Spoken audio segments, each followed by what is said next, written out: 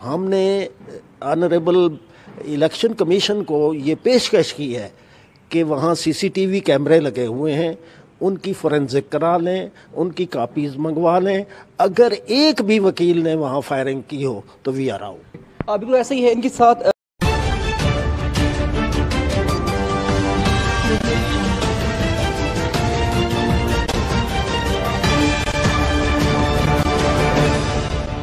और मेंबर से निसार दुरानी की सरबराही में 4 रुकनी बेंच है जिसने इस हवाले से समाअत की है। जिन उम्मीदवार पर इल्ज़ाम था कि उनकी तरफ से रिटर्निंग अफसर को धमकाया गया है और इस मुतल्लिक ही जो है वो केस को टेकअप किया गया था, वो हमारे साथ मौजूद हैं। उनसे जानते हैं, मुमताज़ मुस्तफ़ा, उनसे जानते हैं कि सर, आप पे एलिगेशन लगाया गया कि आप जो है रिटर्निंग अफसरों को आपने धमकियाँ दी, फायरिंग की गई वहाँ पर, ये सारा मामला क्या हुआ? देखिए, इसमें बिल्कुल सदाकत नहीं है। जो रिपोर्ट किया गया, ज़्यादातर इन्हिसार किया गया, एडमिनिस्ट्रेशन ने टेलीविज़न के ज़रिए ख़बरें फैलाईं।